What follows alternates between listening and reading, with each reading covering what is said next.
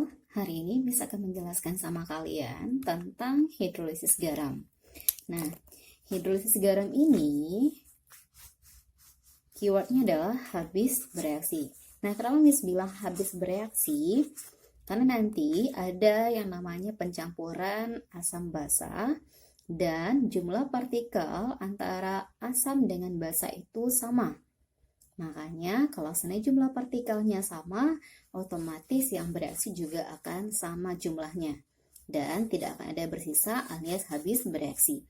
Untuk lebih jelasnya lagi, nanti Miss akan jelaskan di contoh soal pencampuran asam basa. Kita kenali dulu yuk, apa sih itu hidrolisis garam? Oke.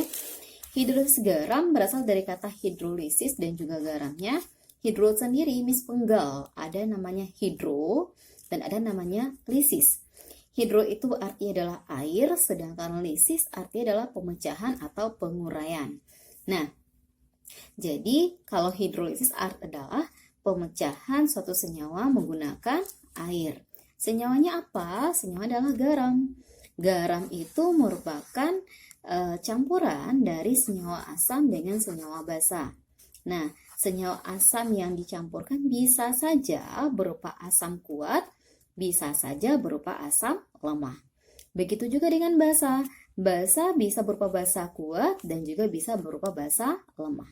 Nah, kita tinjau dulu hidrolisis garam berdasarkan jenis garamnya. Oke. Yang pertama itu adalah jenis garam yang berasal dari asam kuat dengan basa kuat. Oh ya. Miss akan kasih tahu sama kalian, air ini merupakan elektrolit lemah. Nah, karena dia adalah elektrolit lemah, maka dia hanya bisa menguraikan yang berupa elektrolit lemah juga. Nah, yang elektrolit lemah di sini siapa? Itu adalah asam lemah dan basa lemah. Oke, jadi kalau seandainya dia berasal dari asam kuat dan basa kuat, maka dia tidak akan terhidrolisis. Contohnya apa? Contohnya adalah NaCl. NaCl kalau seandainya kita uraikan, dia akan menghasilkan Na plus dan Cl min. Oke. Nah, Na plus itu berasal dari basa kuat. Sedangkan Cl min itu berasal dari asam kuat. Makanya kalau kita reaksikan dengan air, Na plus dengan H2O tidak akan terjadi reaksi. Begitu juga dengan si Cl min dengan H2O juga tidak akan terjadi reaksi. Nah, si NaCl ini karena dia sama-sama kuat, tentu tidak akan ada yang mendominasi sifat. Kan jumlahnya sama nih, berarti dia bersifat netral dan pH-nya adalah 7. Oke, kita masuk ke contoh yang kedua. Itu adalah garam yang berasal dari asam kuat dan basa lemah. Atau bisa juga asam lemah dengan basa kuat.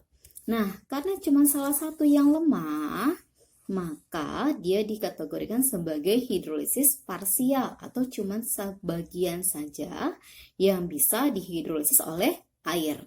Contohnya apa? Contohnya adalah CaNO3, CH3COONA maksud Miss.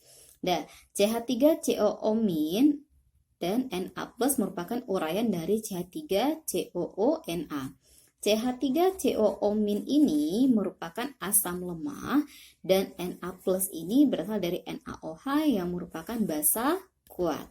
Oke, kalau kita reaksikan dengan air, CH3COO- ditambah dengan H2O dia akan menghasilkan CH3COOH tambah dengan OH-. Kenapa bisa ini jadinya? Kita dapatkan dari H2O yang kita uraikan. Nah, karena si CH3COO- ini bermuatan negatif, maka dia pasti akan berikatan dengan ion positif. Maka ini berikatan jadinya adalah CH3COOH, sedangkan OH- yang tersisa kita taruh di sini. Oke, nah Na+ kan basa kuat. Kalau dia basa kuat, maka tidak terjadi reaksi. Nah, karena cuma satu yang mengalami hidrolisis, maka disebut sebagai hidrolisis parsial. Nah, di sini kami sudah bilang tadi ya jumlahnya sama nih, ada asam lemah dengan basa kuat. Nah, siapa yang akan menentukan sifat? Tentu adalah si basa. Dari mana bisa kita tentukan lagi? Dari reaksi ini. Karena dia menghasilkan OH- sesuai dengan teori Arrhenius pada asam basa sebelumnya. Nah, kalau seandainya menghasilkan OH- berarti dia bersifat basa. Kalau bersifat basa maka pH-nya besar dari 7. Oke. Nah, bagaimana cara mendapatkan pH? Itu ada namanya rumus untuk OH-. Nah, karena tadi kan bersifat basa, maka rumus OH- kita sama dengan akar KW per Ka dikali dengan konsentrasi garam, kita kalikan dengan nilai X. Nah, keterangannya apa sih? KW itu adalah tetapan keseimbangan air, di mana nilainya adalah 1 kali 10 pangkat min 14. Nah, sedangkan Ka-nya adalah tetapan keseimbangan asam, biasanya nanti dikasih tahu sama soal. Nah, X ini apa? X itu adalah jumlah ion lemah yang terdapat pada senyawa. Misalkan tadi CH3COO-Na. CH3COO-nya di sana ada berapa? Karena cuma ada 1, maka X-nya kita kalikan dengan 1. Kalau udah selesai kita mendapatkan nilai OH-, langkah selanjutnya apa? Carilah nilai si pOH-nya. Nah, untuk mencari nilai pOH sama seperti rumus di asam basa, itu adalah min log OH-. Setelah dapat, kita masuk ke rumus pH. Oke. Nah, yang kedua, contoh lainnya yang juga hidrolisis parsial adalah NH4Cl. NH4Cl ini kalau seandainya kita uraikan, dia akan menghasilkan NH4+ ditambah dengan si Cl-. NH4+ ini berasal dari NH4OH yang merupakan basa lemah. Sedangkan Cl- merupakan asam kuat yang berasal dari HCl. Nah, kalau kita reaksikan dengan air atau kita hidrolisis dengan air, maka NH4+ ditambah dengan H2O, dia akan menghasilkan NH4OH. NH4OH, karena ini positif, maka yang dicarinya adalah negatif. NH4+ bereaksi dengan OH-, hasilnya adalah NH4OH. Yang tersisa adalah H+, kita taruh di sini. Sedangkan sisa L- karena dia adalah asam kuat, maka dia tidak terjadi reaksi. Nah, di sini yang menentukan sifat siapa? Yang kuatnya. Yang kuat adalah si asam, maka sifatnya adalah sifat asam. Pembuktiannya dari sini, ternyata dia menghasilkan ion H+. Nah, di sini dia bersifat asam, maka pH-nya kecil dari 7.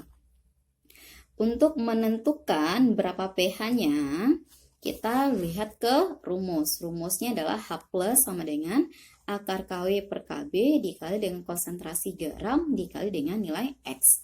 Tadi sudah Miss jelaskan yang KW. Kalau KB itu adalah tetapan kesetimbangan basa, sedangkan nilai X adalah jumlah ion lemah yang terdapat pada senyawa garam. Oke, udah dapat nilai H+, langsung cari pH-nya saja.